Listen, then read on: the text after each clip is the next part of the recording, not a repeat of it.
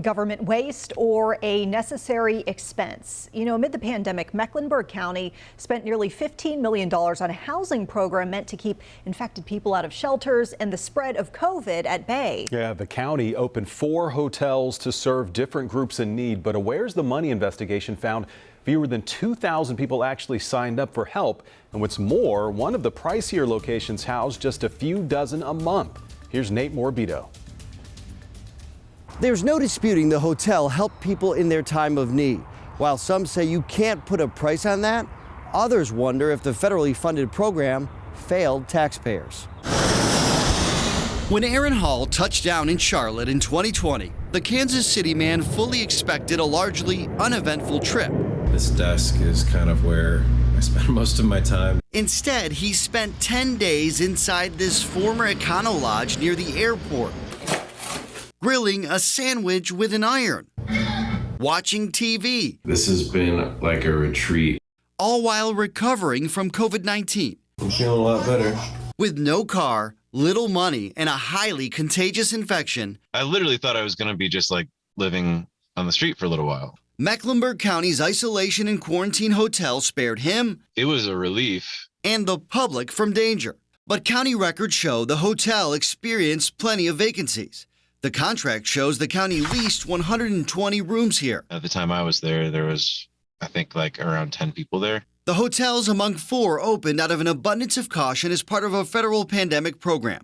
One aimed at housing sick people with nowhere else to go, another for people older than 60 with underlying health conditions, and 2 to help relieve overcrowding in shelters.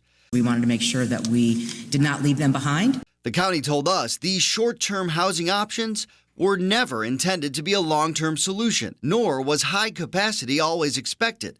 County records show while more than 1,400 guests in all stayed at the isolation and quarantine hotel, monthly occupancy exceeded 100 only twice over 21 months. As you can see, it's not terribly cost effective. Leading up to the county closing the estimated $300,000 a month hotel, the former health director reported several days with no guests at all. The county couldn't itemize the specific expenses for each location, but records reveal the 4 pandemic hotels, which housed just under 2,000 people in all, rang up a $14.7 million cost. That includes leases, delivered meals, guard and security services, hotel staffing, and janitorial and custodial services. Every day, we're going to have vacancies. Other major cities signed up for the FEMA program too. And in some, like Denver and several in California, unused hotel rooms also followed.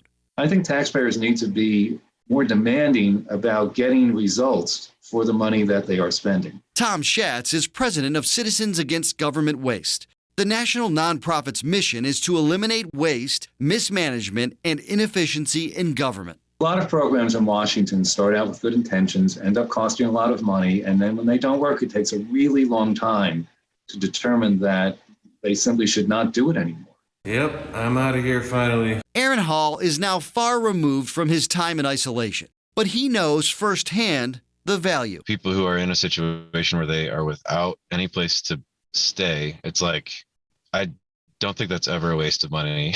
This hotel was a saving grace. This is the rosary that my friend made me. Not just for him, but more than 1,400 others as well. Mecklenburg County expects FEMA to reimburse the full cost of the program. A FEMA spokesperson told us, in response to criticism, the purpose of the program was to protect public health and save lives. Nate Morbido, WCNC Charlotte.